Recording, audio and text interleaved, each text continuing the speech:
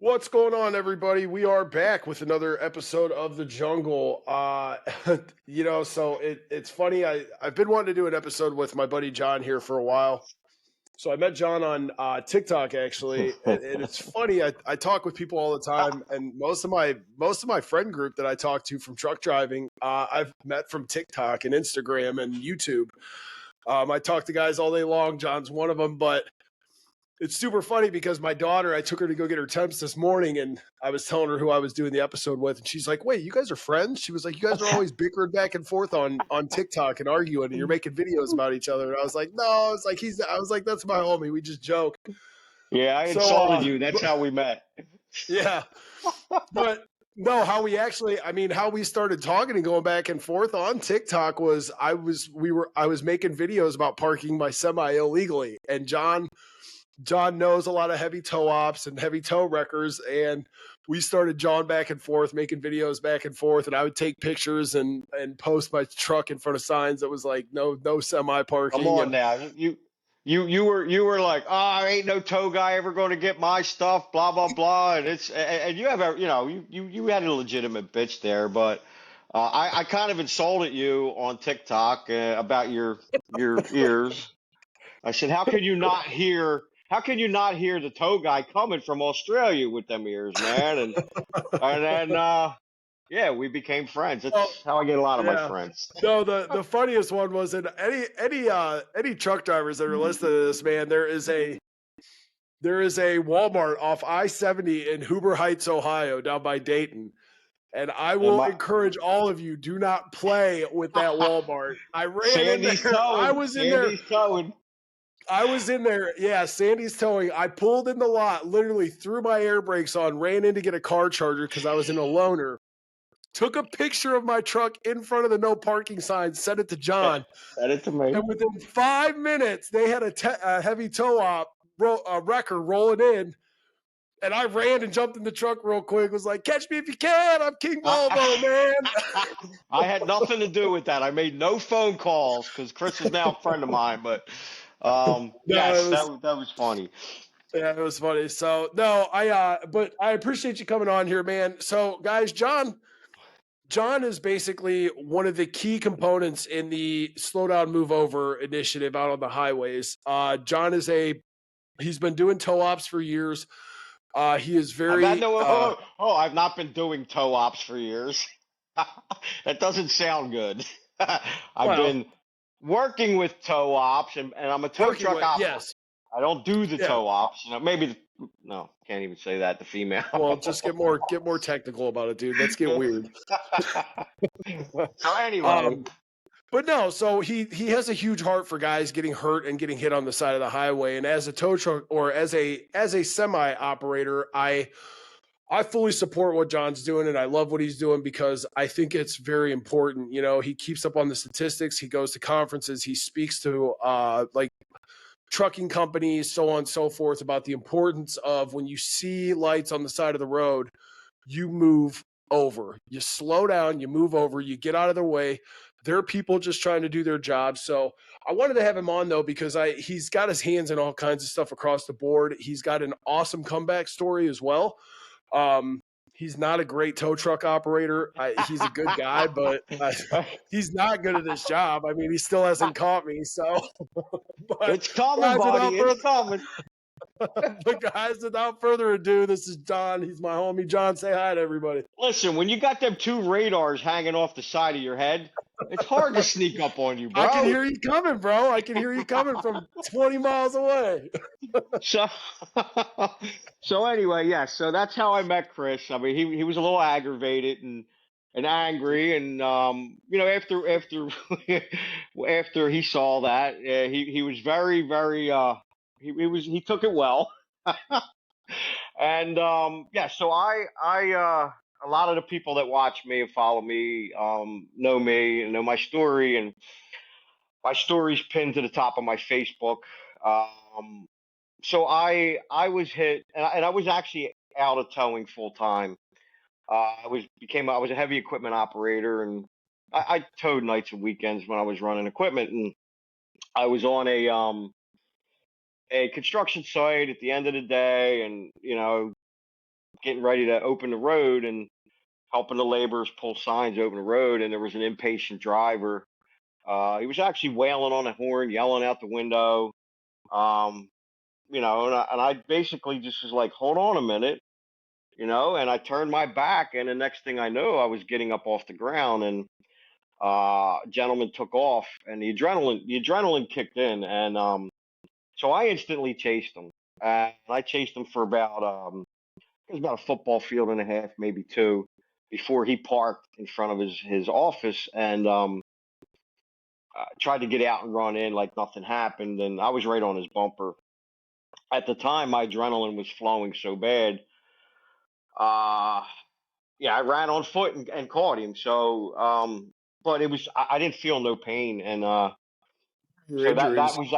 that was actually the start of a pretty much downward spiral, which I almost didn't come back from, and so I continued to work. It was the end of the day. I went home. I was sore. The next morning, I woke up. Of course, I was sore. Um, Went back to work, and the next day, did my job, ran equipment, backhoe, all in pain. It was my left shoulder, and about 4 days later, and I didn't go to the hospital. I refused treatment. I was brought up in an Italian neighborhood where if you cut your arm off working with them, you work the rest of the day, you clean the blood up, and you go to the hospital. Then you don't cry, Yeah. you don't, you know what I mean? And Yeah. uh, 4 days later, my shoulder locked up, and it was a Saturday, and I told my now ex, um, I got to go to the hospital. I can't move this arm, and so I went, and they took X-rays, and here I had a fractured shoulder. So I had been 2 years clean off of pain medication from a previous accident for my lower back. Um, Boom, here's a script, 90, and it kind of was it lit the fire, and it wasn't slow. Going from being 2 years clean, but the amount of pills I was eating a day from the first accident, because I was on them for 10, 12 years. And so I was taking a lot. I was buying everybody's scripts in the neighborhood in the beginning. So that ignited the fire again. And so that happened in April of 2015. So uh, still continuing to try to go to work, eating pain medication. And now, I'm eating them a script in a day, 90 pills in a day or a day and a half, 2 days, whatever. Uh, so I'm like, man, I got to do something. So I went to rehab at the end of in now my dates are so I know when I went to rehab and got out, but then the dates get all foggy from there. But Well, that um, happens with old age. So yeah, am I allowed to give the yeah, you can. Hey, I in brought. between the Hey, I brought. No, I brought one. I brought one for you. right back at you? So I went to um so my ex was like, "Oh, I said, I got to go. I got to go get help. I got to get off of this again." Because anybody that doesn't know about addiction with pain medication, that if you don't take it, you get sick as a dog. Oh, And yeah, you and I have talked, and that's where all mine started was a football injury from high school, and then Mhm. I my back went out, and dude, by the time I was 20 years old, they were giving me 224 Percocet a month. And Right. what's wild is, like you said, you just said they're giving you 90 a month, and yours were probably gone in what, a week, Uh, if that. No, I was a rolling. day and a half. Yeah, I was, It- and I look back on it and I'm like, I can't even eat more than 4 ibuprofen now without my stomach just being torn up. And I'm like, how was I doing that to my I body? I, Like, I swallowed 10 at a time every yeah, time I did them. 10 at a time. That's what I was up to. So they're mixed with acetaminophen, and so I went to rehab the end of 2015, and I went in, and they swore up and down because the amount that I was eating that my liver was shot. yeah, And thank God it's not. Um, so I went through, was in there, and I did a previous rehab with my first pain medication addiction, which I walked out after 2 weeks, but I continued to stay. After I got, the detox, I continued to stay clean, like I said, and that lasted for the 2 years up until this point. And so I'm in the rehab, and they don't, anybody that's been in rehab, they don't allow you phone calls the first 4 or 5 days. And, my ex she said she was behind me, and you know, so that's kind of why I also did it. Um, so I'm in there, I make my first phone call to her, and she hit me with the "don't come back," Yeah. and she hung up on me. So it kind of bothered me a little bit. I mean, our relationship wasn't really a loving relationship for years, but I was comfortable. So I was in that, you know, going to work, coming home. I have somebody at home. My kids were getting older. I think my youngest at the time was probably 12, 11, 12. I don't know, 2015. I don't even know. Um, so it kind of, it kind of hurt me, which, I kind of was like, wow, like, I was kind of upset. Even though I didn't feel the love, I mean, but I was comfortable, like I said. And Yeah. so I'm like, wow. And so now I'm in this, I don't know, I'm not far from my house, but now I'm homeless. Like, well, I'm in the rehab. So they were offering me, if I wanted to do the extended stuff, and I don't think I needed it. And so I got out, nowhere to live. I slept in my car. That lasted, it didn't last that long. Couple months, 6 months, 4 months. Uh, you know, working here and Let me, there. hey, can I stop you real quick? Let me ask Sure. you, because I always like to get people's uh, feedback and answers on this. So, just to go through the motions, like you're hit by a vehicle, you end up hooked on pain pills, you end up going to rehab. Okay. Your girl leaves you, you're living in your car. What was your driving force to stay sober? Like what was Oh, it the gets worse. It gets worse. So, okay. Well, keep going. I um, didn't mean yeah. no, you're good. So from the point that I'm homeless, I ran into an old boss who I didn't see eye to eye with back in the day, and he had a room for rent. So, I was basically living there. So I moved into this room and living there, working at his auto shop for peanuts, because he had me under his thumb. Um, I was he would give me eggs and potatoes. So I ate eggs and potatoes where I'm going barely able to buy anything, going to the local convenience store, stealing the ketchup packets, so I could have ketchup with my eggs and my potatoes that I cooked for 2 months. Like it was like a so I was still clean, everything was good, and the guy that rented the room next to me, um, and I was warned. I was like, "Hey, he's an addict, a recovering addict from what my old boss knew." And um, so I got to know the guy a little better, and here he hands me a couple pills, and so it was like first time I'm like, "Nah, it's all good." And then second time, yeah, I took them. Now I'm like, all right, now I'm in pain. So anybody that's been on pain medication, so I'm going to explain. Well, the people that haven't been on pain medication. So how it works is you're in pain. Your brain tells you you're in pain, so you eat the medicine. You go about your day. When that starts to wear off, your brain's like, I need more pain. The addiction grows, um, your brain's telling you that you're in pain that you're actually not in. So it's like a psychosomatic type of. That's how I explain it. Yeah. So a couple of them or whatever. Now I'm fresh out of rehab, so the it's still in my brain, because it takes about a year or so for the brain to heal with any type of addiction, from what I'm told. Um, so I denied it the first time, then I took it the second time, and then now, a couple of days go by. I'm like, I'm good. If I could do a couple a week, I won't slip back into that initial addiction. You know what I mean? Like, Yeah. um, yeah, that didn't work. So No, then he never ran works. out. He ran out, and I'm like, fuck. Now you're getting.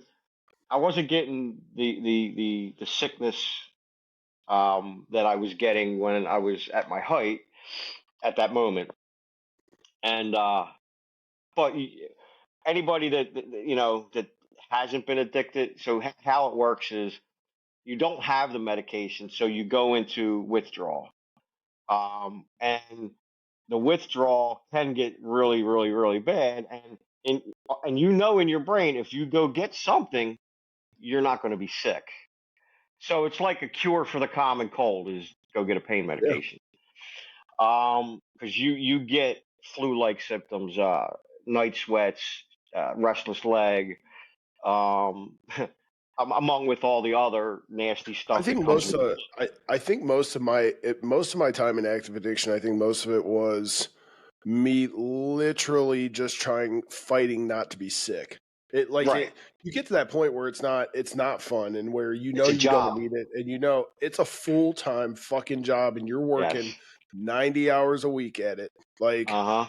Exactly. Because you know that if you have that medicine, you're not going to get sick, and the sick you don't want to be sick. and then you Um, turn around and you use it because you're an addict, and then you run out early, and you're like, oh, I can manage this, and I can put these back till tomorrow, and 2 hours later, nah. the ones you put back So are gone. It's right. So awful, man. so I had, and you set up little. You set up whether it's in your brain and on your calendar. All right, Chris gets his script this week. Oh yeah, So I knew when everybody got their medication, man. I right. knew when everybody got it. Yep. And then it was like, and it's sad. You were at that point. You're that junkie fiending. Like, Yep. all right, Chris, did you know? And I didn't know Chris then. I never bought anything from him. Just using him as an example. So when your friend gets their script and you're texting them as soon as you get up in the morning. And it's like, no, I didn't go to the doctor yet. Okay, what time's your doctor's appointment? 9 a.m. All right, so I'll meet you at 9:30. No, I got to get, and Yeah. you're persistent at because you want to be the first one to meet that person, Yep. because you want to get what you think is going to carry you through the week. Um, and then it doesn't. You get there and you're like, all right, I count. You dump the bottle multiple times, multiple times a day. I was dumping that bottle out, counting them pills.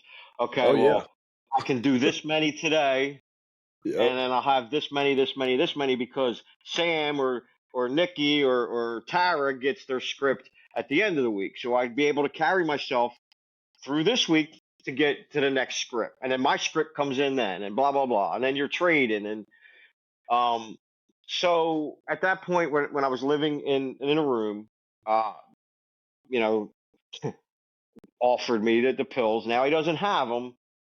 And I'm like, man, you know anybody? Do you know anybody? Because at this point, my people are I kind of lost touch with them, and still had the phone numbers trying to call, whatever. He says, look, he says, if as long as you don't say nothing to Ron, which was the guy's name, and who we rented from, he goes, here's a bag of heroin. And I knew in my brain, I knew from the people that I know that it's the same, snorting it. I never did needles, never shot anything. Um, it's the same. So yes, was I scared because of all the overdoses that you hear? And it wasn't the overdoses you didn't hear as much as you do now with the fentanyl and all of it, but it happens. Like, so yeah, I did a I little think bit. I was lucky enough I got out of it right as fentanyl was hitting the streets, and thank God Right. I did. I mean, it's scary the shit that I see and hear out there now. So now I was turned on to heroin, and so in the beginning, it's cheap. It was $10 a bag, and that bag would last you the whole day, or in the beginning, and then it was, you know, a bag a day, and then it was two bags a day, and then it was. I got up to the point where I was snorting 2.5 bundles almost every day, and that's 28 bags or 28, like almost 30 bags, right? So it's 14 per bundle. So those of you that don't know, and I was snorting that much, like it would, and thought I was functioning, Yeah. um, because I don't hear myself slur, I don't hear myself, just You don't see stopping yourself and nodding out. Yeah. right, like so yeah, so it got to that point, and so now I'm taking on side jobs and working at the garage, doing odds and ends, concrete. I did a lot of concrete. I had my own concrete business back in the day. So I was taking on concrete jobs, and it was me and my heroin partner working these jobs to support our habit. So we piggybacked off each other, and that's kind of where you get like I don't have money today. He has it, so he gives me some, and when I get my money, Yeah. I give him some. So it was vicious. Um, so I had my relationship with my older daughter was strained due to some stuff with her mom or her egg donor, if you will. My youngest was still living with the egg donor. I don't like to call her mom because she never was. Um, so they never knew I was doing the heroin. They knew something was up because when you go to the gas station 5 times in the same evening or whatever, something ain't right. You know what I mean? I Yeah. always use the gas station or whatever, and so even when I was doing mostly the pills, I couldn't go anywhere, vacation or nothing, to uh, without having enough medication to get me through. I thought I went to Oh, Australia. my vacations, the very few that I took, I planned them around the time of the month that I knew I was getting my medication the day Right, before. right, Yeah. Everything revolves exactly. around it, man. Yeah.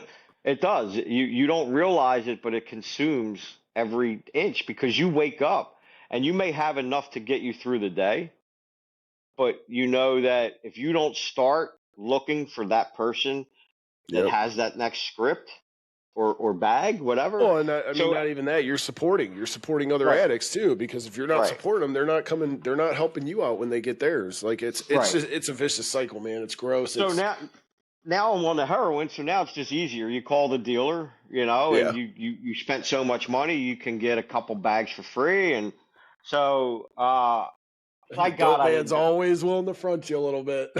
Right. And I can laugh. We can laugh about it now. I mean, I don't dwell on my actual clean date, so I'm going on 6 or 6.5 years clean. So, That's and I have awesome. no desire. So now, yeah, so now I'm a full blown heroin addict. I'm just not shooting it. It's like just why not shoot it, stick a needle in your arm, kill yourself. Like, um, so I was such in a depressed state and mind.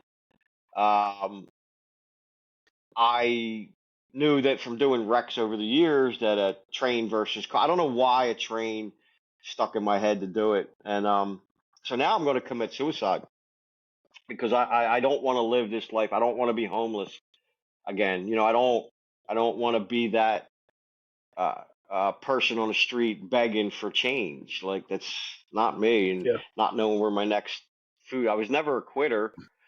Um, so I'm sitting at the railroad tracks and basically in tears, high as fuck off of heroin, and waiting for the next train. I knew that if I were to drive my train or drive the car in front of the train, they would be able to find me. It would do the job, and they would be able to find me. Because if you just That's an go ugly and way to jump, go, man. right, if you jump in front of the train, you're going to be all over the tracks if they find Yeah. all of you. Um, and I guess I was kind of being courteous to the responders, like, hey, you ain't got to worry about searching the tracks for my pieces because I'm all contained in this car. And it's You're funny, it's fun, and people get on. They got on my buddy Jason from the Big Stiffy lockout tool for laughing when I said that, but it is. You look back at it, and it's kind of funny that my mentality. I was thinking of others because that's yeah. kind of my thing is I care about a lot of people and I think about others, and so I was thinking about how they don't have to walk up and down these tracks looking for my pieces of my body.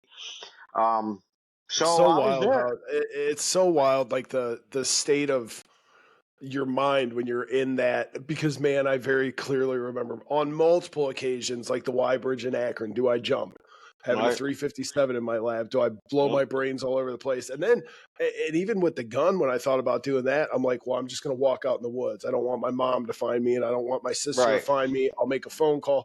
It's wild how you think about like how sick and twisted and fucked up your mind is. Like Right. yeah, I mean, at that point, my oldest daughter wasn't talking to me, and at this point, none of them knew the depression I was going in. And my youngest daughter would come to visit, and I'd leave early in the morning before she got up to go get a couple bags of heroin, and I'd be in the bathroom snorting it, and she never knew. Well, I don't think much. I know they didn't know I was doing heroin, but um, so yeah, so I'm sitting at the railroad tracks, and again, high as hell. Um, I don't know why the phone was in my hand, but it was, and the phone rang, and I looked down briefly, and the train went by, and I instantly sobered up and answered the phone. I mean, I was not high no more. I wasn't sick. I wasn't high. Um, and it was an old boss. I'm not going to mention any names. Um, he heard I had some issues and wanted me to come back to towing full time. So towing saved my life, if you will.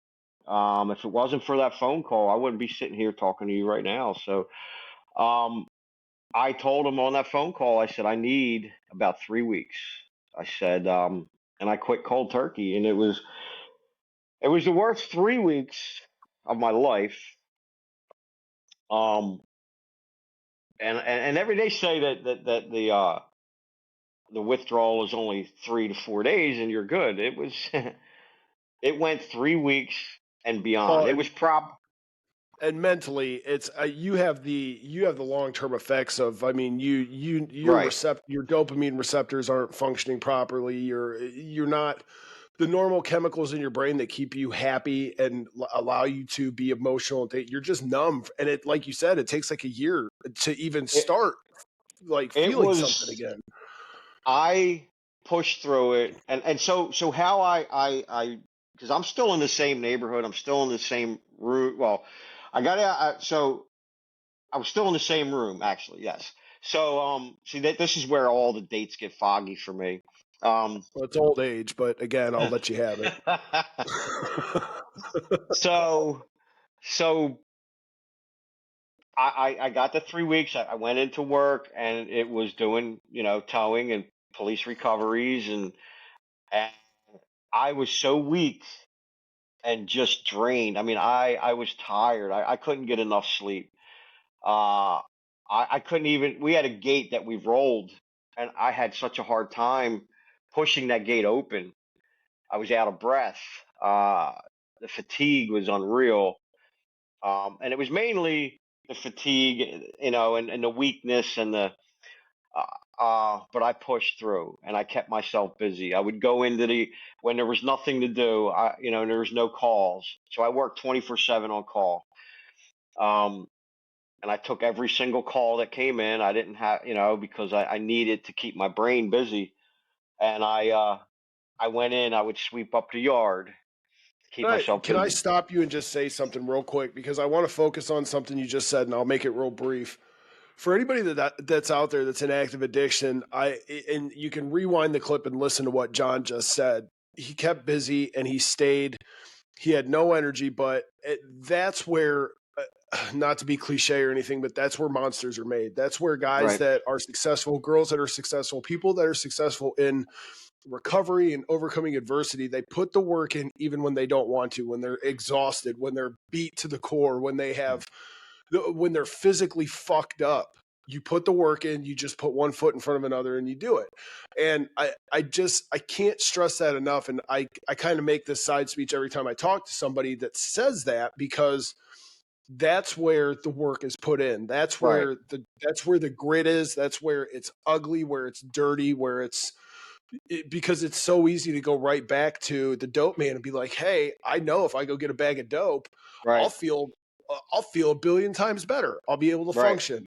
So anybody that's going through that, just understand that's part of the process, and that's where true progress is made. That's where monsters are created. That's where your success and your foundation is going to be built on. So go ahead, man. Absolutely. Yeah. No, you're good. You're good. So, yeah. So I didn't hang with the best of friends, growing up, and my mother died when I was 17, so I kind of was in and out of the addiction, drinking with other. But this was the hardest. This was nothing like I've ever experienced trying to get clean. So I ditched all the negativity. I got rid of all the phone numbers. Um, I just went in and kept myself busy. Uh, and then it was the hardest thing. Like, and that lasted. It was no overnight success. It was for, I would say, a year before the fog in my brain I started to see a little bit more clear. Depression, that's why I kept positive. I'm a positive guy. I like to make people laugh.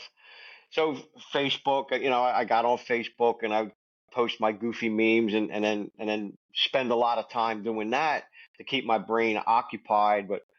But I tell you, when I was going to work, um, in a fog, if you guys are familiar with when medicine head, they call it, when you're sick and you take NyQuil and you're just foggy. That was me every single day for an entire year, like every day. And I'd catch myself falling asleep, when I'm sitting, just at, whatever.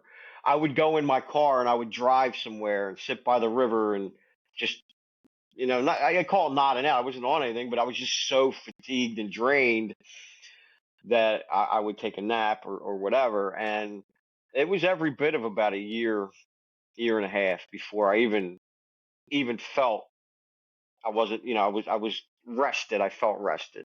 Yeah. And so with all of that, um, I needed a purpose. I needed just something more. And I think it was 20. I forget what the time frame was, but I went to my first tow truck driver funeral in the city of Philadelphia. Even though I was hitting a construction zone, and I've been in and out of towing all my life, um, and cars and all that, towing saved my life with that phone call. So when I started seeing and becoming more involved with these tow pages, and um, I started seeing all of these deaths, for tow truck drivers, and I'm like, how come nothing is being done? Like, you don't see anything about it. So I'm like, all right, well, I'm going to bring awareness. So I engulfed myself with all of this, and I started talking to people. I have a lot of friends that have lost loved ones, and I hate to build my friendship around that. Um, but considering my friends from my past, and knowing that I can make some of these people laugh, and they forget about their issues.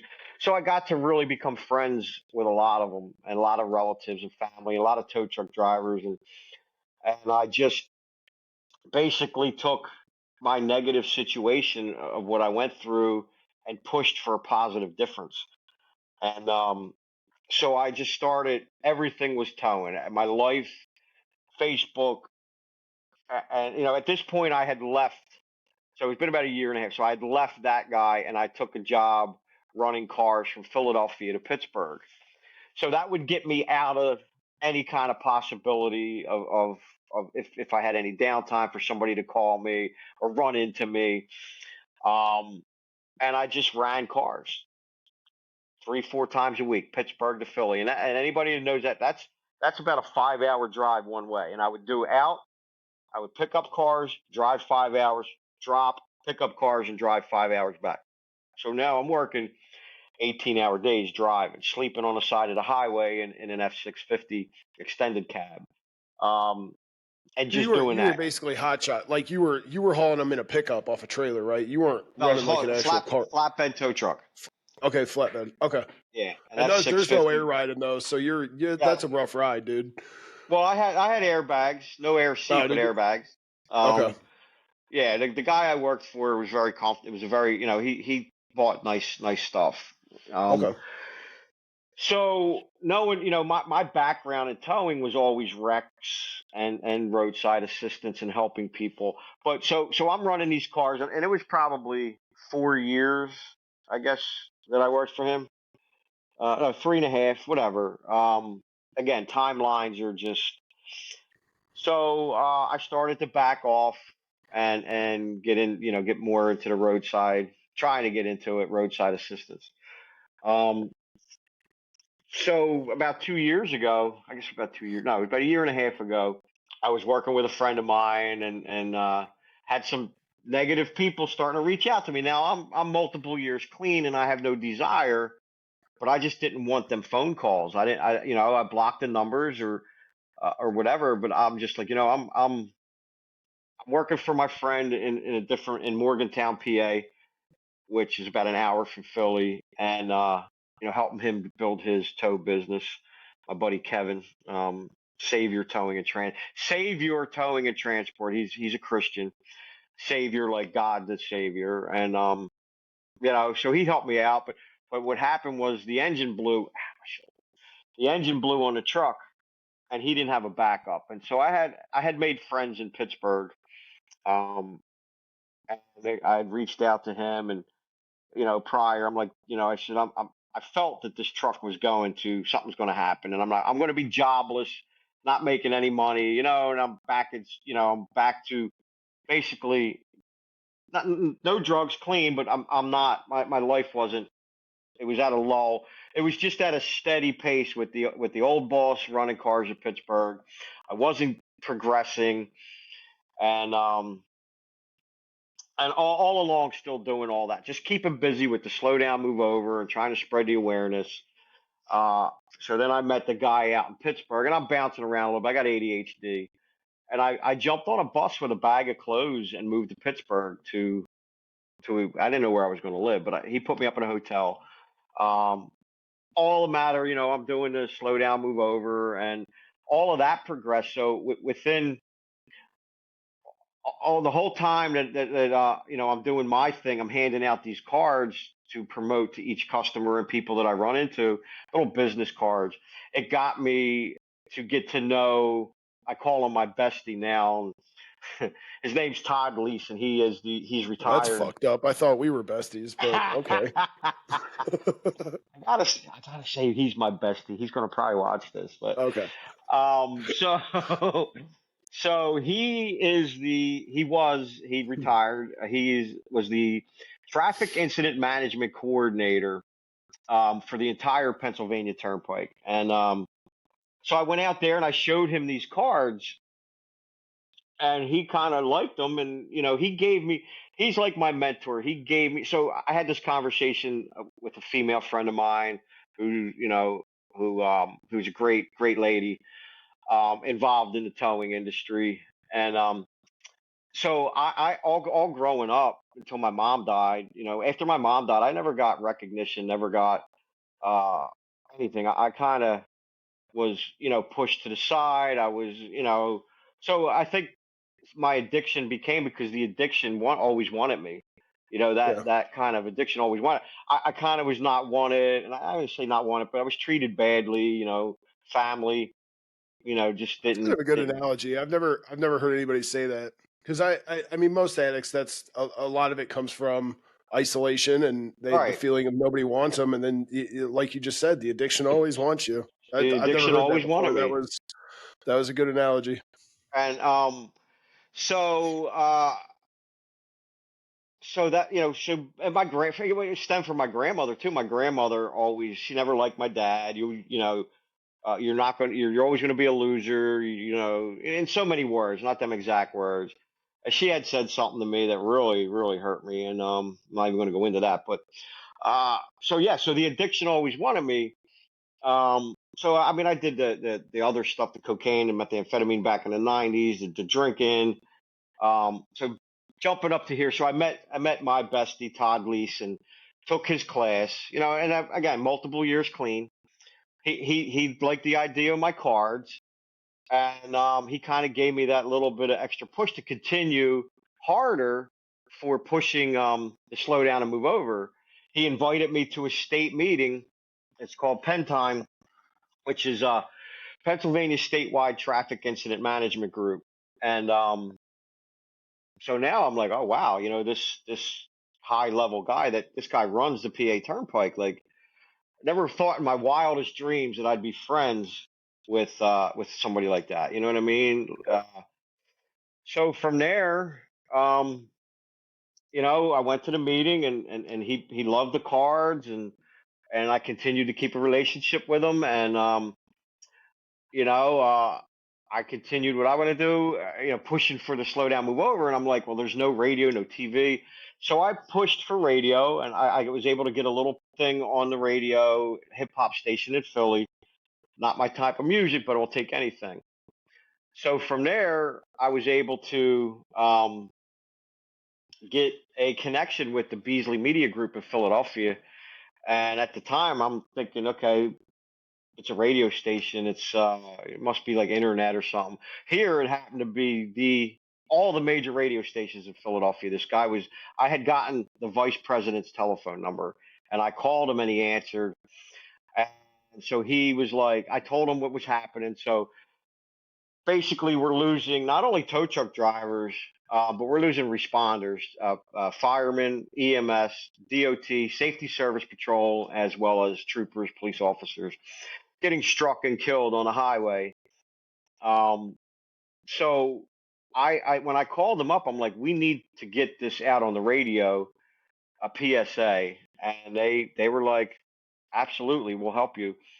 And from there, so then I brought Todd in, and because I don't know how to come up with a PSA, so we worked together, and just being included and being accepted, um, within that kind of these people are high level, people that Yeah. I would never consider friends back in the day when I was in active addiction, and they would not consider me a friend by no means. But they're now including me in their emails Yeah. and working with me, and then inviting me to these groups. Um, and I went to a thing last year. It was Northeastern um, Transportation Coalition, and that's a thing set up um, with people such as heads of the state police of Maryland were there, different other entities, other tow people, people from the Pennsylvania Towing Association, and other DOTs from all over the East Coast, uh, and these people now know who I am. Like I made it's been such a whole whirlwind of good things and positivity. And so that guy right there, by praising me and telling me that he liked my cards and inviting me, gave me the extra fire and push to not even want to fail. I don't like to fail anyway. And so now my mission and my purpose on this planet is to do things such as this and go to these events. And I spend a lot of my own money going to these events. And I'm now involved with a group. I'm involved with Emergency Responder Safety Institute. They do an amazing job at videos, training. They do a whole lot more. They're bringing the towing industry more involved with first responders. I was able to get them a booth through some connections last year and this year to be at the tow show, to get some corporation sponsorship to fund. So a lot of this stuff is funded through the nonprofit. All the handout materials that I have um, are nonprofit, and the money just isn't coming in. So I work with them, Cumberland Valley Volunteer Firemen's Association, which is another nonprofit, and then another one that's set up by the head of the Turnpike, the guy, my friend Todd, is Tim Heroes. And so with all the stuff that I've been through and everything that I focused on the positive mission and a goal, that has gotten me to trips to Las Vegas for free, trips to Texas, trips to Florida. I was able to bring my youngest daughter to Las Vegas 2 years I ago. saw that. Yeah, that was cool. Yeah. We went to, and that was all. So my first year was one show. The second year was four shows: Florida, Texas, Las Vegas, and Baltimore, which was picked up by a corporation. a very good friend of mine is like my son, or he calls me his son, Andrew Meinster, and How old is the guy? had Like 100? no. He's younger than me. He's in his 30s, maybe 40. I don't know. He's going to get mad at me for that. We created a bond, another positive inspiration in my life, and he's the one that picked up the tab for that whole year pretty much and sent me to these trips That's cool. um So did you get a and he sells 501 tow c? truck Do you insurance if you need tow truck insurance. what tow truck do I drive? Not you, the Oh, people in okay. general. Okay. If you give me his link, I'll put him up on the website for you. Because Yes, we'll I'm gonna definitely. put it'll be up under the plug on the website. So anybody that But when wants to that go and tow check truck out, comes to get your illegally parked semi, then they may need that insurance. I have a very unwell pit bull in the back that I will just let out of the truck. It's fine. He's nuts. And It'll be he fine. rolls his own window down too. Yeah, he does. He's a trip. He's in my window right now crying because he doesn't have eyes on me. Aw. So So go ahead. You were uh about to say. You were no, going to man, say like something. do you have, is it an official nonprofit that you have Yes. established for Slow Down Move Over? Okay. It's timheroes.org. Okay. And I think there's a link on there. It's still in the beginning processes stages. So what I'm getting at, so I was invited by the Utah Professional Towing Alliance to come speak at their event in October, with another well-known internet slow down move over guy, Tow Truck Wags. So we were invited to Utah to speak, and they now just invited us back next year in October, or this upcoming year in October, to speak again at their slow down move over thing. But they also invited me and him to Las Vegas in May, and to work the booth with them to spread the awareness. So I will be set up at the Las Vegas Tow Show in May, with some handout materials and some places, some links so you guys can donate, because a lot of so even though the very first year most of my trips got paid for, or second year, whatever, last year I funded most of my trips with an allowance from the tow truck insurance guy, Andrew, because I'm out there trying to get him customers as well. I've done a lot of funny, funny, goofy internet type commercials for him, along with I linked up with the Big Stiffy lockout tool, which Yeah. sells the Big Stiffy. So So if you let's talk about, I want you to plug your TikTok real quick too, because there's a few guys on TikTok, and I'm friends with all the guys that I literally talk to on the road. I'm not even kidding, and I'm not exaggerating. Just about every single person that I call during the week and spend most of my time talking to are guys that I have met on TikTok. right, Because for those of you that don't know, there's a whole other world of TikTok out there that is trucker talk and tow right. truck talk, and it's wild. But I've met a lot of really amazing guys. In fact, a couple of them are on here commenting, Zach and Andrew and Mike. But let's talk about your TikTok real quick, because I was on your TikTok this morning. I think you're up to about what, 30.6 thousand followers. 30,000, yeah, plus, yes. Yeah, 30,000. You've got something like 300 and some thousand likes. Like, you have a pretty successful social media following. I Right. get on and I see you dressed in that dumbass hot dog and chicken suit. You walked into your daughter's work. Weren't you wearing the hot dog and you walked into your daughter's work and demanded Yes, I food or have the something? hot dog outfit right over here too. I can put that I on if you like. honestly, I legitimately thought you were going to get on and do the episode in one of those dumbass outfits. Well, I have a traffic cone as well, and I actually thought of that, but I'm like, it's, I mean, I can go do it if you want me to. Hey man, whatever floats your boat. But no, I always enjoy your page because like I said, and like I was telling my daughter earlier, that's how we met. And Right. there was a lot of banter back and forth, a lot of stitches back and forth where I lost my old page. That was my big page, and I haven't really tried to work to get Yeah, this one back up. I don't Queen care. Volvo. That's who he is. Queen Volvo, that's it. King Volvo, but and nice try. and his merry little princess posse. Dude, do you know? So do you know? I didn't think it was appropriate. I was gonna get the video where he told you to shut the f up. Oh, and play it. You playing in the can. middle, but I was like, I can't do that. I can't pull it now. I don't have Yeah, it queued up, but yeah, that was great. no, so but you've built a large social media following, and that's how we met, and that's how a lot of guys out here on the roads meet. But talk about your TikTok real quick. What got you into TikTok and what? So with all the stuff with the cards and I started watching these TikToks and I'm like, you know what? I don't.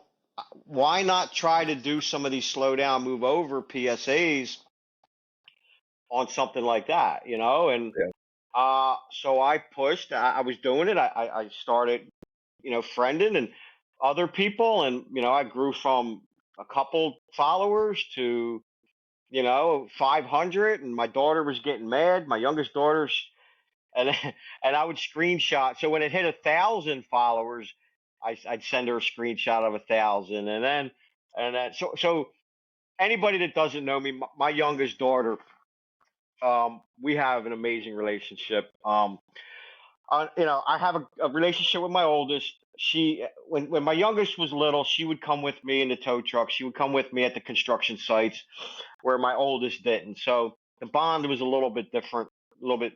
I hate to say tighter. I love both my kids. Um, There's and always a favorite. I'll never tell my kids which one's favorite, but I think they know. I There's always I a don't like to favorite. say that, but we were I'm a little just bit more kidding. closer. And she's the spitting image of me with her sarcasm. Oh my God, it's just like I should have punished her more. Yeah, But mine's just about as bad.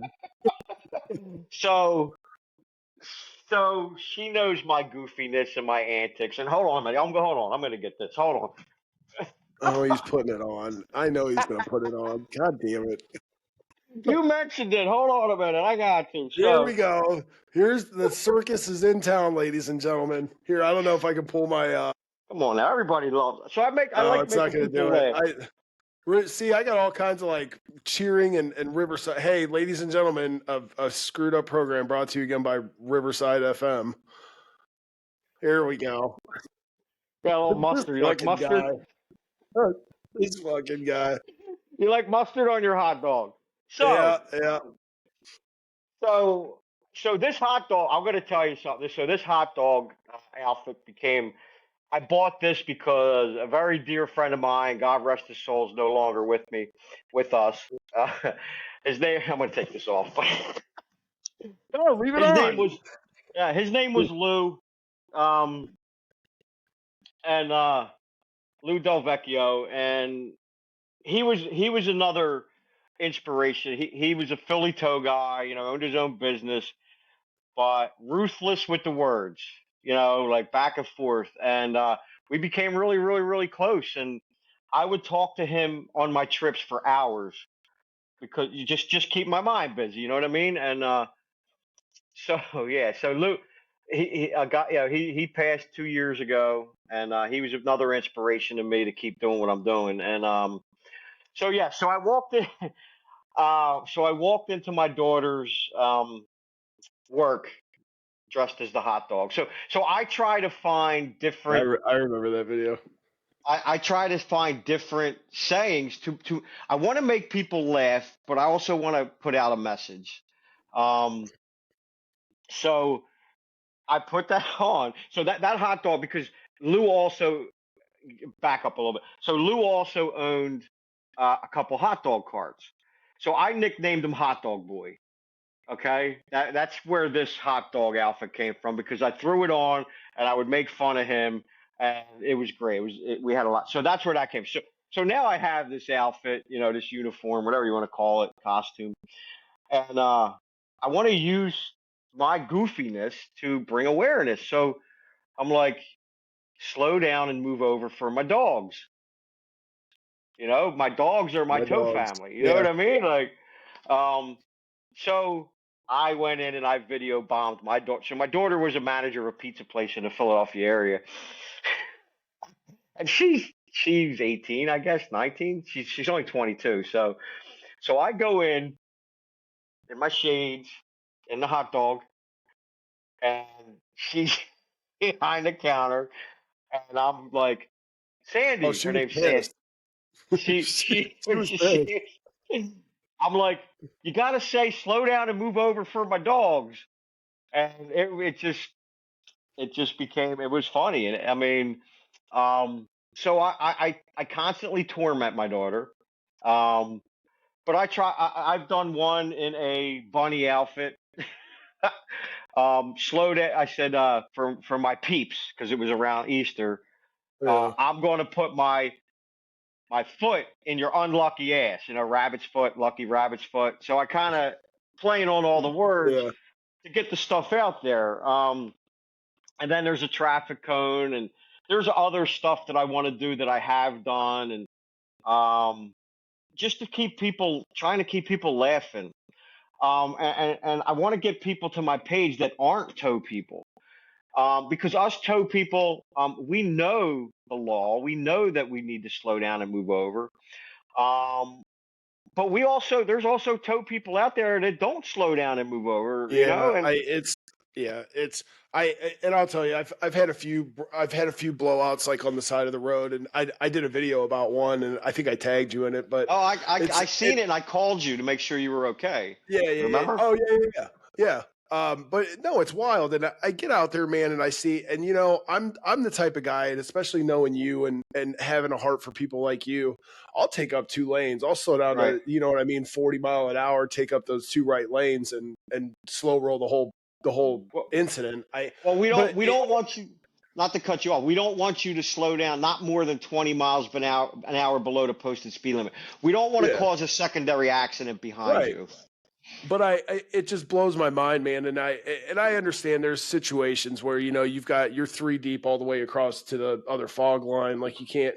The Right. sandwich is packed between the mustard and the mayonnaise, so you like Play on you the hot can't get dog there. over. But it blows my mind how fast some people blow by you guys, man. And it's a Right. dangerous job, and I'm always out there. Every time I see a tow truck on the side of the road, man, I'm thinking of you, and yeah, what you We guys do out there appreciate is that. definitely needed, and I appreciate you, and I know a lot of other truck guys in the trucking industry really appreciate you So because that's what we need. We need, because obviously there's not enough law enforcement to enforce it. There's not enough. So when the judge, so they if you get pulled over and you get a ticket and then you go to court, judges are throwing stuff out. I mean, um, but so this year we lost. I think we're at 20, or not this year, but last year, 2023 was a total of 45 responders, and 20 oh, of them. but I want to ask you though. So 45 for last year. What was the number before that year? Because you guys were high in 2022, were you not? This was a 2022 was. conversation you and I had. I can look it up. I can look the years up. So give me. So last year was total of 45 responders. Okay. Um, 20 of them being, and I'll read you the number. So past 5 years, I think it's over 100 tow truck drivers have been killed in 5 years, roughly around there. Now everybody likes to say one tow truck driver every 6 days, and that is actually false information. And we don't want to mislead the general public by saying that, but we can safely say one responder a week is getting struck and killed. And responder is police, fire, EMS, DOT, safety service patrol, and towing. So we don't want we're trying to gain the trust of the general public. So we don't want to tell them lies, like, because there's going to always be that one person Oh or yeah. group Yep. that wants to research and get into, why should we care about these guys when they lie about their numbers? They're not getting killed that bad.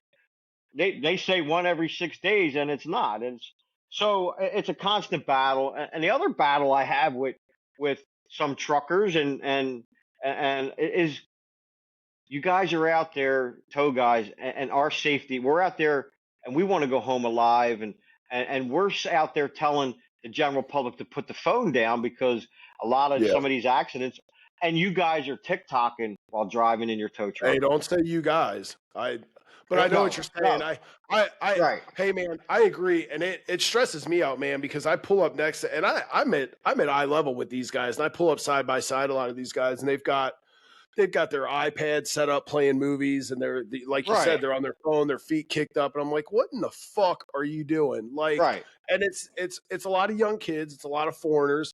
You don't, but you see it out of everybody, man. But it's frustrating. And then and you can always point them out too, because I'll be coming up behind somebody and you'll see the whole rig start riding. It'll be middle of the Right. day and they're Right. riding off to into the fog lane and they're in the berm and then they're back. And I'm like, what? Come on, man. Right. But I see it all day long with all my tow family. They're all, not all of them, but they may have a holder, and they may be trying they might try not to look at the camera, Yeah. but their nose is in the camera, and you may be the best driver in the world. It only takes 1 second, man.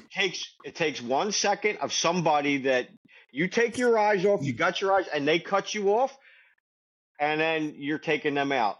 You could be the best tow truck driver. 1 second at like 70 mile an hour, you can cover some ground. So 70 mile an hour is 100 feet per second. Yeah. So there you go.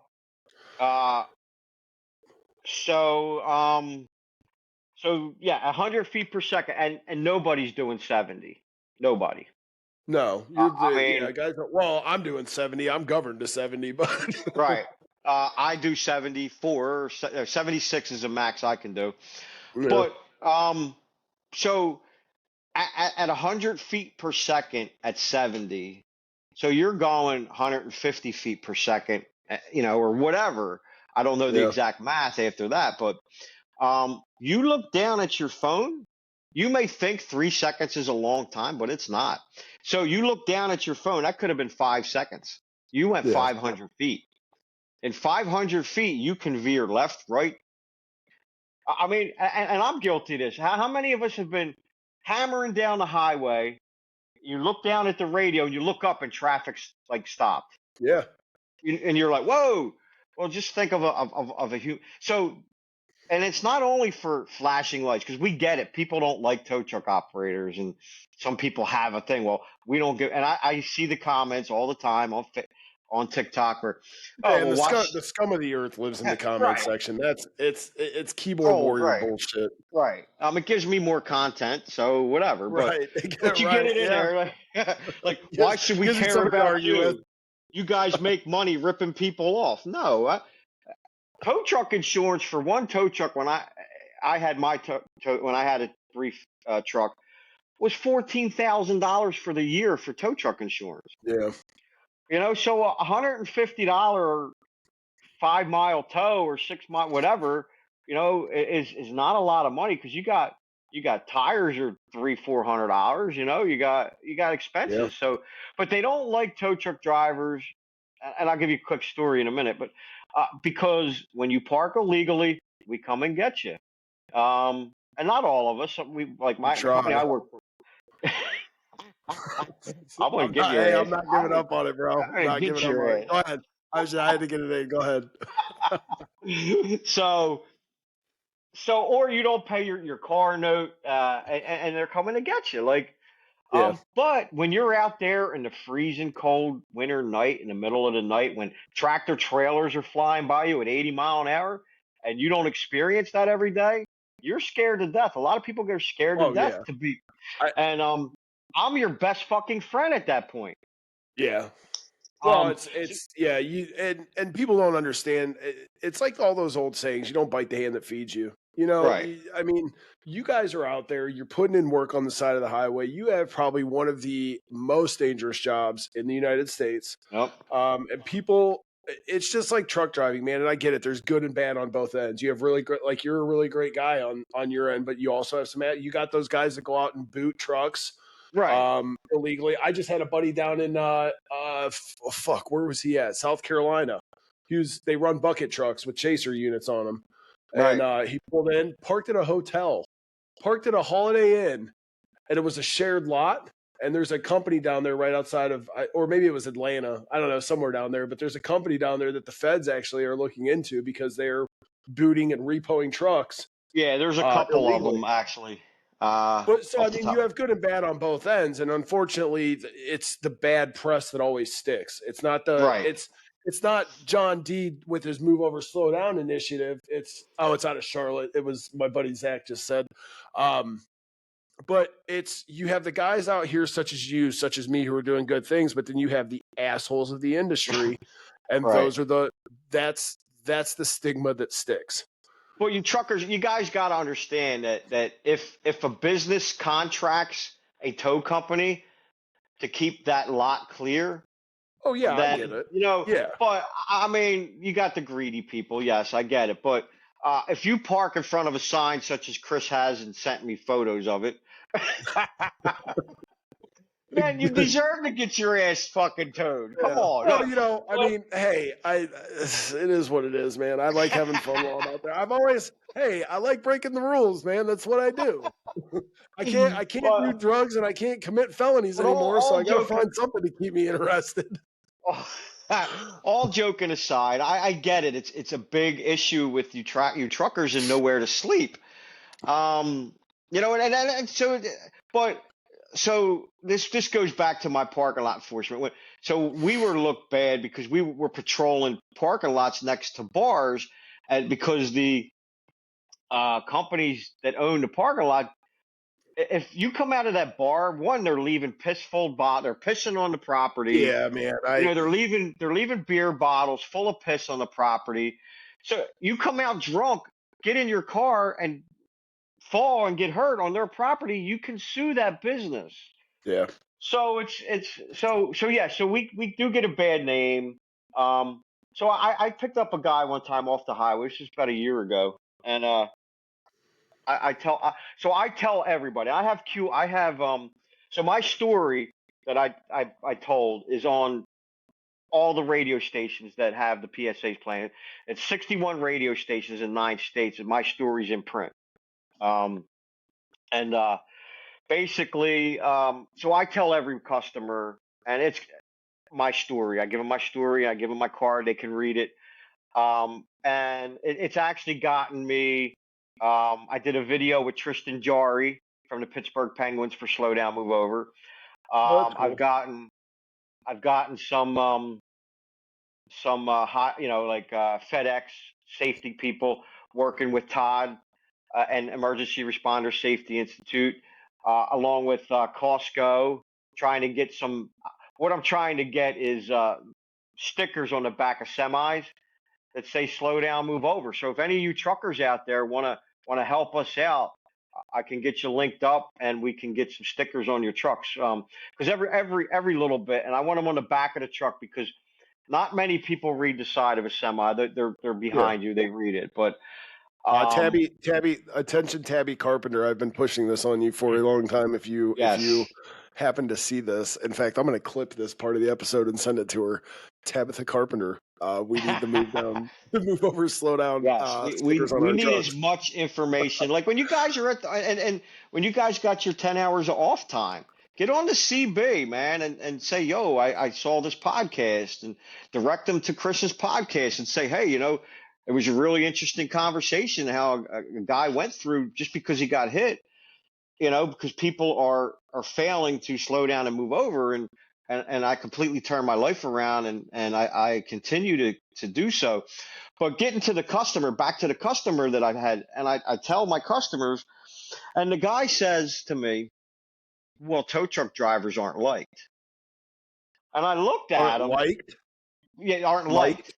You Okay. know, nobody likes tow truck drivers. Yeah. Okay. I looked at him, and it's the middle of the night. It wasn't winter. And I said, you fucking like me now, don't you? Because I can be a sarcastic asshole. Yeah. And he's like, well, yeah. I'm like, and then, you know, so not everybody is receptive to the slowdown, and they just want to get their. And I get it. We pull up. You've been out there. AAA leaves you out there. Not so much AAA. I mean, but in our area anyway. Um, but other motor clubs will leave their customer on the side of the highway for multiple hours. Yeah. I've picked people up. They've been out there 4 hours. The longest was in 8 hours in the pouring rain in Philadelphia, um, with this motor club. And when they're calling us, because we're not, you know, not this company now, but my other company, when they were calling us, they didn't have any of their providers, and they can't get anybody. So we give them a number, and what they do is horrible to the tow industry. A company named Agiro has a big contract with a lot of these motor insurance companies. they will shop around for a non-provider, for the cheapest non-provider, and it could be 4 hours later. And then you get a credit card up front because they're shady. Then you go do the job. Then they're trying to pull the money back off the credit card and say that the job was never complete and you have to send them pictures, this, and this. Which I don't even know why they're still in business. But yes, not a lot of people are receptive. Most people are receptive. You get that few that just don't want to hear it. But I get it. You're out there for hours and hours and hours waiting. You're upset. And the first person you see is me. You know, what took you so long? Why didn't you get here? So you kind of got to calm them all down, and you have to. So we hear everything. A lot of us, like to make people laugh. So we try to, we're out here to help you. We're not out here to hurt you. It's not my fault that they left you there. So well, I think a lot of it's just a lot. It's human nature in general. People can't see past their own self. You know what I mean? And they see what you're doing as an inconvenience to them at times. You're on the side of the road, your lights are blinking, you took 3 hours to get there. Nobody wants to look at how somebody's, like we just talked about, nobody wants to look at the positive. Everybody just, it's human nature. They focus on the negative. Right. And again, and some of the accidents, driver, like I see tow truck operators, I see police officers, I see, EMTs and fire not properly wearing their high vis, or working from the I get it. Certain situations we have to work traffic side, but at as much as you can. And I'm 55 years old, and I did a video where I did everything from non-traffic side, and from the time I pulled up to the time I pulled off was 3 minutes and 22 seconds. Okay, so if I can do it at 55 with injuries, you young guys can do it. Like, you might have to work on the other side of the guardrail. I don't want something happen and you get pinched between a truck and the Jersey barrier. That's not what I'm saying. But always keep your head on a swivel. Try, and this is going out, and try not to work on traffic side, because we need to be down to zero. We want 0 deaths. So with that, right? So we are, for 2023. We have 45, and I'm going to read the numbers off. So 14 law enforcement last year, 8 fire EMS, 20 tow truck drivers, 3 DOT safety service patrol, which is and a lot. And I know people, oh well, fuck DOT. Yeah, but they have families. Still, anytime I hear that it boils my blood, because I've always said DOT is a massive inconvenience, but so are tow truck operators and everybody else out there on the side of the road. But no, they're people, man. But you guys have jobs, and I would never. You don't say fuck them because they're DOT. They have a job to do, and as long as you're doing your job, they can do theirs. You guys can get out of there safely, unscathed, be on your way. You got to understand the DOT. I mean, they pulled me over 3 times in the short time I was in Pittsburgh, and I'll have a funny story too. But so the year prior to that, which was 2022, was I think it was 51 or 65. 65. Yeah, I thought it was higher the year before. I think that's 2020. That might be 2021. Hold on a minute. That's 2021, I believe. So, for 2021, there were 65 responders hit and killed. So 30 law enforcement, 9 fire EMS, 22 tow operators, 2 road service technicians, which are the guys that'll come out and change a tire on a semi, and 2 DOT safety service patrol, 65, and a year before. So it's been consistent, 45. I don't think so. That was 2021. I have to ask you real quick. I know there's construction worker deaths out there. Are those not calculated? And these are just first responder deaths. These are first responders, responder category. The tow. So, I don't. So 46 in 2021, I think it was. So, 21 tow trucks. So each year we lose an average of 20 tow truck drivers. So for 5 years, it's been 100 tow operators, give or take. But construction's calculated because I believe I don't know. I'm not sure why they even though it's a slow down, move over, and you should slow down in a construction zone. Uh, Construction's high, but there's so many more construction workers out than on there the are side of tow the operators. highway. Yeah. You know what I mean? No, and So I said it and then it registered. so It's a whole different. per capita, it's Yeah. different. So I'm not exactly sure. Todd or one of the responder people can reflect on that or comment if they're even watching. I haven't looked, but so yeah, so that's all we want is we have a family. So you put it to you this way: a lot of you truckers have had blowouts and are on the side of the highway, such as Chris. And I seen his post, and I called him to make sure he wasn't going to be sitting out there because where he was, I could have. I have a lot of people all over, and I could get on Facebook and say, "Who's in this area? Can you go help my buddy out?" No, you've always. I've posted a couple blowouts and incidents that I've had, and you've immediately picked up and called. Right. And no, it's cool how you guys network. Because he's he's a he became a really good friend of mine, and it should be just human compassion because Well, you wouldn't yeah. want any of that any deaths. You wouldn't want your sister, if you're not a responder, you wouldn't want your sister out there changing her own tire, getting hit and killed. Yeah, And man. it happens. Yeah. I mean, I think there's 100 and something motor vehicle accidents with death per day. I think I'm not exactly sure. Guy named Jeff. I mean, I look on my page. He's probably I don't know if I have many watching, but here's okay. So my buddy Victor, he's I saw the Mexican. And, taco. yeah, he How about Taco me Boy. taco He's about Mexican. We talk trash back and forth. I call him burrito. He calls me honky or cracker, and it's all good. So he's another tow op in Texas, very good friend of mine.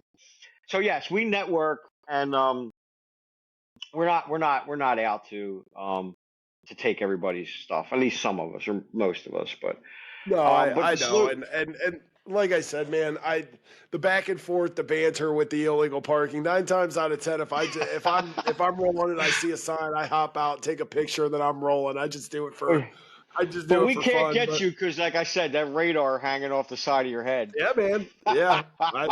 Hey, I don't stop moving either, man. I'm 4 days out and I'm home. I roll that whole time and I'm out. But so with all my negativity that impacted me almost for the tragedy, and I surround myself with a lot of families and that went through tragedies with being hit and killed, and I do not want to base my friends on my Facebook around somebody getting killed.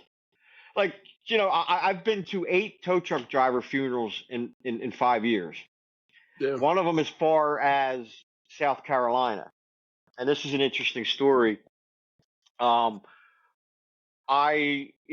advocate that I am, and more and more people know me and this and that. And some of my friends say I'm famous. I don't see that me being famous, but whatever. I don't do old, none of this. I wouldn't say famous. But I don't do any of this for recognition. I just don't want anybody to go through what I went through. So the story in South Carolina, Will Ellis, he pulled up on a bridge. Somebody ran out of gas on a bridge. He pulled up. A state trooper backed him up. He was putting gas in the vehicle, and a hot shot came up over the bridge with their nose in the phone, hauling cars. I think he was hauling cars. And hit the trooper, hit the car, drove the car into the car that the tow operator Will was gassing up. That car hit Will, knocked him over a bridge. He fell 300 feet. Jesus. 300 feet to his death. Was missing for 2 days before they found him. That stuck out in my brain, and I was working for the long haul company hauling cars from Pittsburgh, and he let me take the tow truck to a lot of these funerals, and I said I need to be there. I have to do this. So he gave me he paid for fuel, and I drove a tow truck 10 hours to attend that funeral to make a statement. I mean, it was on the news. Somebody from Pennsylvania came down, and I've been on the news in Pittsburgh a couple times. I was at a funeral in Pittsburgh right before I moved where I'm at now, and So that was one. That was one that stuck out. And then the most recent one, Keegan, young man, uh, had his 14-month-old daughter in the car seat in the tow truck. He got out to assist the stranded motorist, where he was hit and killed.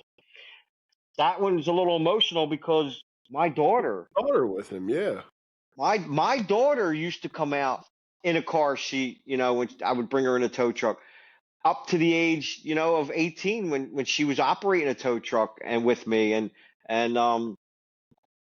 strapping it down, jump starting cars, operating the bed. She wasn't driving.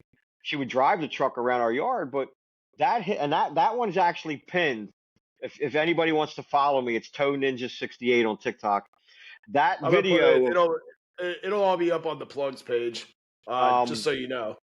and then you can follow me on Facebook. I do a lot of goofy shit back and forth. I like to make people, but that video of that kid, and his mom. I seen her videos.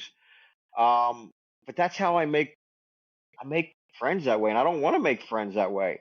Well, yeah, but you have to understand, man. You're put here for a reason. right, You have to take what God lays in your lap, man. And right. it's whether you want it or not. He's going to give you the path that you're supposed to walk. And to be honest with you, you're doing a great thing, man. Like you're a great guy. I love you to death. I love you Every time too, I get to bro. talk, every time we talk on the phone, it's nothing but laughing and like jabbing at each other. And it's I appreciate you, man. It gets lonely out there on the road. You know it does. I And to know. have and I got a really great group of guys that I can a network of guys that I can network with and talk to on a daily basis, keep my spirits Right, up. And you're one of them, man. and I But appreciate that. I think the point of you saying, I understand you don't want to make friends that way, but I think what you're doing is great. And I think you are giving a voice to an entire community or an entire industry that, Right, it's frowned upon. And that's you're doing kind of what I'm doing in just a different sense. And we need more people like you. We I need more people appreciate that that. even if it's just something little as far as throwing a bumper sticker on the back of their car and Right, and talk. that's It's we need better people in the world, man. There's too much garbage and bullshit out there, so. and it's So if each person that watches this, or each person that I tell my story tells one person or two people they're having dinner with their family, tells my story, or just tells in general that it's a law. So I think it's like 70% of the general public does not know that it's a law and that this is happening to first responders and tow operators. Um, and we're providing a service, you know, to come out and change your tire, um, and it's just sad that I have to take mental breaks every now and again, because I'm in a group with that set up a bunch, and Victor, the guy that commented the tacos. Is that Rob? Yeah, that's he's in the group, and there's multiples all over the country, and we keep up to minute tabs on all where responders across everybody's the at. country. Yeah, So no, that's cool, man. the instant that a responder gets struck, and Todd Lee, he's my bestie. He's on here. Yeah, he's chiming. Is he on? I'll let it slide. I'll let it slide since he's in the chat. But it's cool. Wait Yeah, now. yeah, yeah. He's my bestie. So Todd again has been a very inspiration. So he's in a group. So he does an amazing job along with Responder Safety Training Institute of calculating these numbers up to date. So the instant that something happens, it's in our group. Our group reaches out to the family of the fallen, or tries to, the towing, and the responders and all. So and they try to offer them comfort and different services. Some of them in there.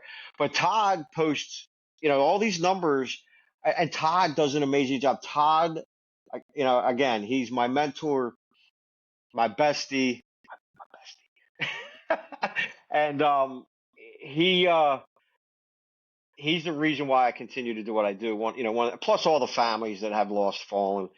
But he spends a lot of his personal time, such as I do, and personal money to fund a lot of this, and that's why we need people to help donate so we can get um, more public education material, because we cannot stop with the public education, and we all know this. So I just did I sell a lockout tool for the Big Stiffy lockout tool, and over the Christmas holiday, he gave, if you use the code, you would get 20% off your purchase, and then I got 10% in commission.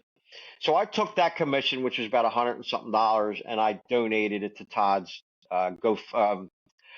organization, which I'm a part of, which is timheroes.org. And and then you got Cumberland Valley Volunteer Firemen's Association, which is another one. But Todd, again, it's to fund public education material, because we go and we get 1,000. So my printer prints up my cards, and it's usually like 200 for 1,000. I get it at cost, but then he adds 1,000, so I'm getting 2,000 for 200. Um, so it costs money. I mean, it's not. So if you truckers can jump in, and I mean, I'm willing to pay for some of these stickers to put on the back, and they're probably 24 by 18, and it just Yeah. puts the message out there. And I'm willing to put up some money if somebody wants some.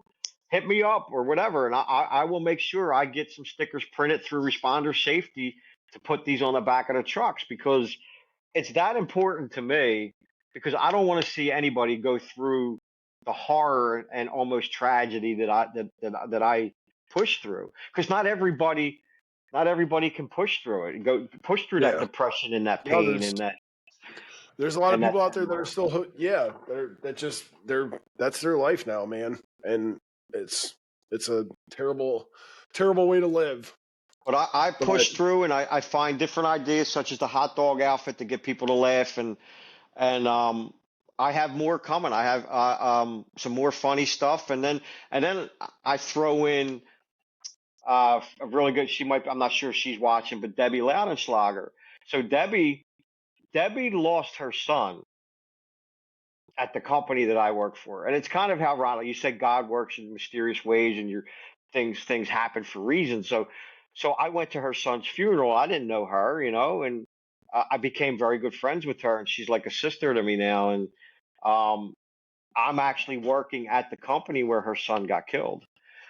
And it's just so weird how I go from Philadelphia as an addict to all of these places, and meet all these people. And we've been to multiple places, events together, and she does an amazing job at pushing the message, and she has. So I live with my injuries. She lives with the memory of her kid, and that sucks, man. Like I would go back through everything if I could give everybody that lost a loved one doing what we do back and not have them as friends. I would do that in a heartbeat. Because I hear it, like, so I beat PTSD, not beat it, but Debbie, just talking to Debbie back and forth here and there a couple times, I suffered from PTSD from this. Like, I haven't had a PTSD episode in a long time, but there's a whole group. Like, a lot of people say nobody cares about us, blah blah. There's a whole group of people out here, such as myself, Todd, Debbie, and others, that are pushing the message, that care. And we Oh, go ahead. I'll wait.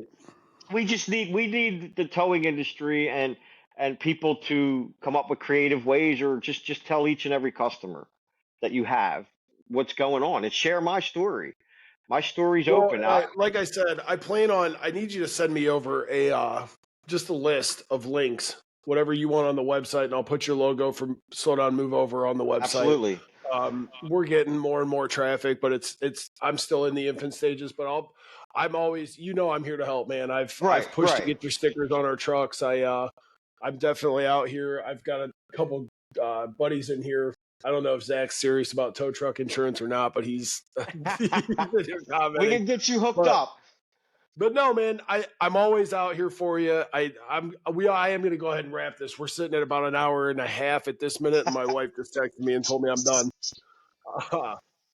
But no, man, I listen, John. I love you, dude. I appreciate you Love you coming too, on and bro. doing this. I respect you, and I've met what is it, New Jersey Tow Junkie or whatever, and a Yeah, couple of the Matt. other guys. Yeah, a Matt, you got couple of the other guys. Leo, Tow Truck Yeah, Chubbs, you got I go Jay. back now. I've got a whole posse of tow truck operators that are out looking for me, and You they got my give me friend shit Robin, on who TikTok. works for So Hollis Towing, which is Sandy's Towing, which was the tow yeah, truck that was coming to get you. yeah. But it's fun, man. And all joking aside, and all TikToks aside, and all shit talking aside, I love you guys. I respect you guys, man. You have a hard job. What you do out there is 100% dangerous. It should you guys don't get the respect you deserve. Right. But I want you to know, I do talk to a lot of truck drivers on a day in and day out basis, and I think the majority of my industry Right. understands and respects what you guys do. You're just always going to have those guys, man. You're always going to have the other side of the coin. So, Right. Right. but I love you, man. I appreciate you coming on. Why don't you, real quick, throw your plug out there for your TikTok? Anybody at the end of this who wants to go check John out, throw out your social media, any other plugs, your website. So I don't have a website, but I am on I'm Toe Ninja 68 on TikTok with So gay. 30,000 followers. I have the I have All right, listen here, Queen Volvo. You know, So I mean. anyway, so that's TikTok. I have two accounts, Toe Ninja 21, Toe Ninja 68. I don't do a lot on Toe Ninja 21. I have to try to get that back, but my name's John DeWeese, as you'll see here. You can follow me on Facebook. I am an open ear for anybody that's recovering addict or struggling addict. Shoot me a text or a private message, and I will try to make time to call you or text you or whatever. But Emergency Responder Safety Institute, which is respondersafety.com, timheroes.org, Pennsylvania, it's Penn Time, which is Pennsylvania statewide traffic incident management group. That's penntime.org. And I will go and tag some of these groups in this live when I get done here. But dispatch is calling me. It's my day off, so most likely I have to go in, or I will go in. That So sucks. um, Well, and so everybody knows, and John, so you know, this will be up on YouTube. I'll send you the links to YouTube, Spotify, Apple. It'll be on Amazon, all the Castbox, all that shit. So, cool. no, man. I appreciate you coming on, brother. I love you. I stay Appreciate it, safe man. out Love you there. too, man. And I'll There's not, see.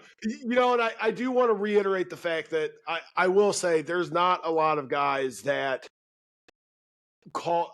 I do have friends that call and check up on me, obviously, but it's to me it's an awesome thing to have met you through social media like that, and it's just and you'll call and check up on me. Like, you'll see the TikTok. I was straight on the side of the road. You're like, dude, are Right, you close? Can I help? Where you at? I'll come. I'll right, come. And I'm like, no, I'm in right. Ohio. But that's cool, man. And it speaks volumes to your character, man. And I'm at a point in my life where I surround myself with just good guys. If you're not progressing and if you're not doing something positive or you don't have a positive attitude, I don't really want shit to do with you, you know?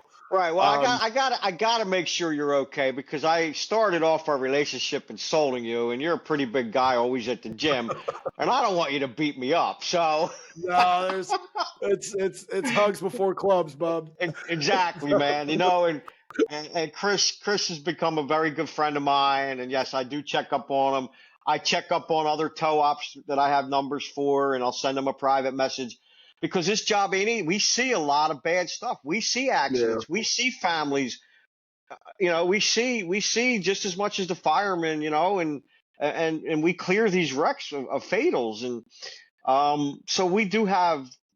I'll check up on a lot of them that I'll send them messages and I watch closely. If I don't talk to you every day, I watch people closely through. I'll breeze through. I may not watch all their TikToks or all their videos, but I try to keep up, and but it does get overwhelming, and because I want to fix this yesterday. So when I wake up in the morning and Todd posts, or somebody in my group posts, deputy got hit and killed, or tow truck driver got hit and killed, it's waking up every day, and it just gets so fucking old. Like, Yeah. when is it ever going to stop? Like, and I have to take a break, and I have to back out, and then and and I know if I back out completely, people are I know that I play an important role. But yeah, I just, my final message would be just anybody that's watching this, please share with your family.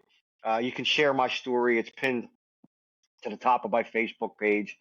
And that's gonna, that'll stay there. But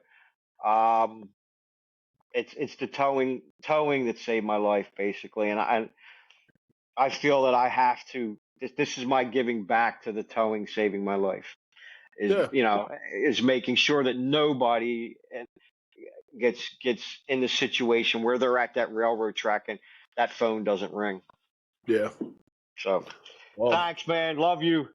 Oh, I love you, brother. Thanks. This was fun. I'll give you a call here in a few. I will see you on TikTok, and I'll call you later, and I'm gonna see what Dispatch wants. All right, brother. I love you. Stay safe. All right, bro. See you.